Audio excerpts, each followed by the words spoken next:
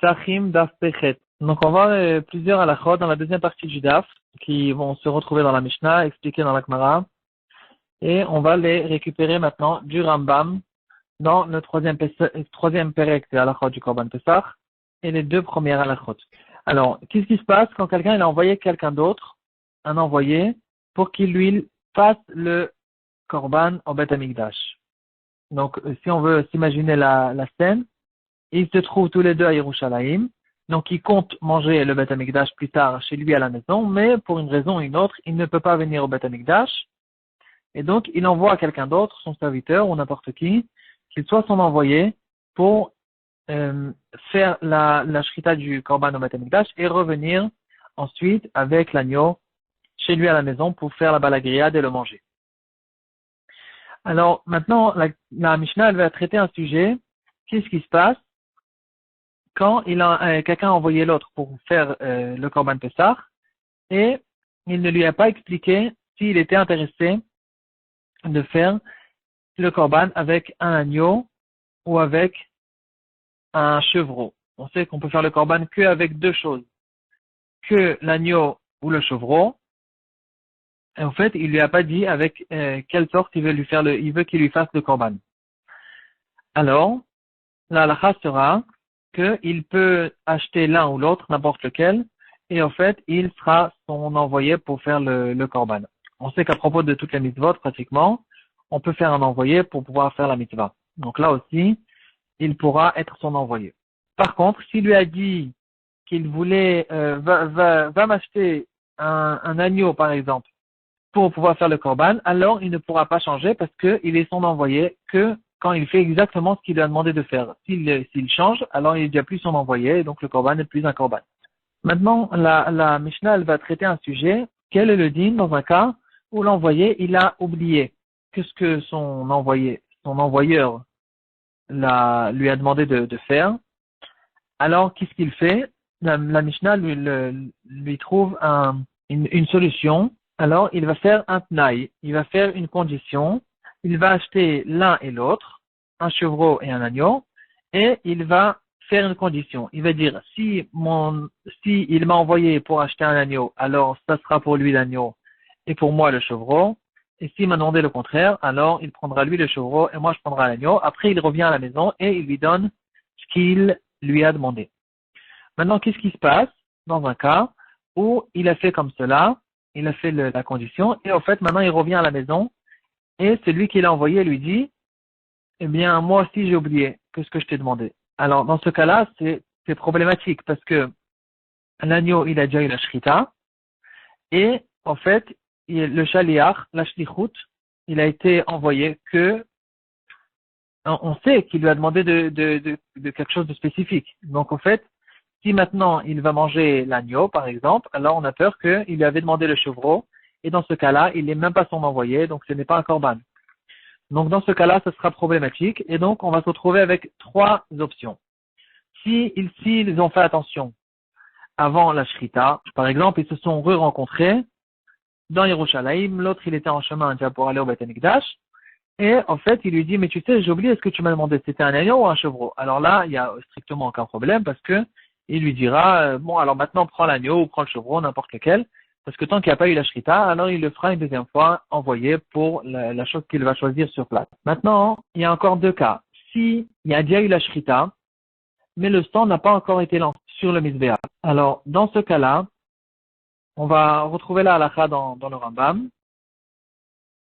Alors, puisque au moment qu'on a lancé de la zrika, le sang sur le misbéach, alors le korban n'est pas apte à être mangé parce que on ne sait pas quel korban est pour qui, et donc on ne peut pas faire le korban avec la condition, et dans ce cas-là, ils n'ont pas été yotzei de chova du tout du korban Pessah, et donc ils devront passer au Pessah Sheni.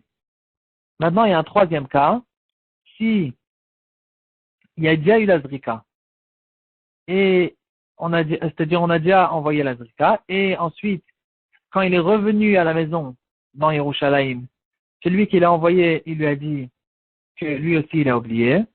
Alors dans ce cas-là, le Pessah, d'un côté, on ne peut pas le manger parce que on ne sait pas quel Pessah est acquis. En fait, on se retrouve avec deux Pessah mélangés, mais ils sont quand même pas tours du Pessah Sheni. Et pourquoi? Parce que finalement, au moment où le sang a été jeté, alors le korban était encore apte à manger et on sait que de manger le korban, c'est une autre mitzvah, mais le korban, il peut être kasher tant que au moment de la zrika, il était bon, il était apte à manger. Donc voilà, ça c'est un peu la halachot qui ressort de la Gemara et du Rambam. Et puis maintenant, on va passer à un sujet intéressant qui relève le Sefer Keilat Yaakov de Rav Yaakov Al-Ghazi. Et il relève une question comme celle-là. Il dit, quelqu'un, maintenant on passe à Sukkot. Il est pendant Sukkot, il a devant lui deux hétrogim.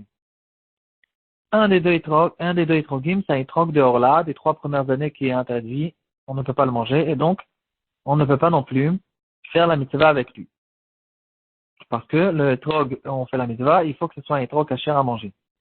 Et le deuxième, c'est un bon hétrog, il est kasher. Alors, cette personne-là, il se dit, j'ai qu'à tout simplement soulever, secouer les deux hétrogim, et dans ce cas-là, quoi qu'il en soit, j'ai fait la mitzvah. Alors, quel est le problème? Hachem, il sait c'est lequel le hétrog le kasher. Donc, c'est bon. Au maximum, la première fois, c'est pas la mitzvah, la deuxième fois, c'est oui, la mitzvah, ou le contraire. D'un autre côté, on sait que puisque maintenant les deux hétrogim se sont mélangés, donc techniquement, il ne peut manger aucun des deux. S'il ne peut manger aucun des deux, donc peut-être qu'on dira que les deux, ils sont des hétrogim pas kasher. Et donc, dans ce cas-là, il sera pas été de chova, il sera pas quitte de la mitzvah. Effectivement, dans le Kilat Yaakov, il a envie de prouver de notre Sugya que il ne peut pas se rendre quitte de cette mitzvah avec ces deux hétrogim-là qui se sont mélangés. Pourquoi? Parce qu'au fait, ça ressemble au cas des deux psachim qui se sont mélangés avant que le sang ait été jeté. Que dans ce cas-là, on dit que le Pessah n'est pas du tout un Pessah et ils sont carrément chayavi même de Pessah chez lui. Comme quoi, ils n'ont fait aucun korban Pessah.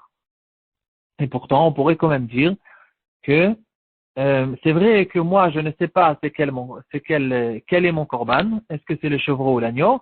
Mais Hachem, il sait très bien c'est à qu'est-ce qu'il m'a demandé de faire. Donc Hachem, il sait quel korban il est pour qui. Et donc, il fera en sorte que quand je vais lancer le sang, ça va rendre quitte le vrai propriétaire, même si nous, on ne le sait pas. Et quand même, on ne dit pas ça. On ne dit pas cette vara. Donc, on voit que il faut que, du moment que la personne ne sait pas c'est quoi, quel korban est pour qui, donc, l'azrika ne peut pas marcher pour lui.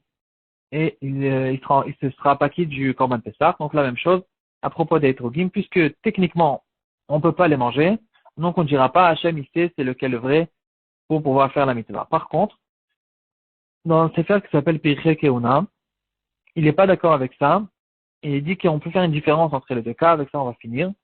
Il dit qu'à propos du Korban Pessah, alors, c'est vrai que on dit que même s'il n'a pas mangé, alors le Korban Pessah, il est bon, il a été quitte au moins du Korban, et il n'a pas besoin de faire le Korban Pessah Sheni. Mais quand même, il ne faut pas oublier que la mitzvah du Korban, c'est de le manger. Et donc, si on ne peut pas le manger, même si c'est en fait un problème technique, parce qu'on ne sait pas c'est lequel le mien, alors, de lancer le sang sans savoir pour qui il est, ça peut pas marcher du tout pour le Korban Pessah. Par contre, à propos du hétrog, c'est pas comme ça. Il n'y a aucune mitzvah de manger le hétrog. Tout ce qu'il y a, comme halakha, c'est que le hétrog soit mangeable, soit kasher à manger, en théorie. Théoriquement, si j'aurais voulu le manger, j'aurais pu le manger. Et donc, dans ce cas-là, on pourrait très bien dire que Hachem, il sait exactement c'est lequel hétrog qui est kasher, et je pourrais soulever maintenant les deux hétrogim en disant que c'est sûr qu'un des deux, il est kasher, et donc je peux me rendre quitte de la mitzvah.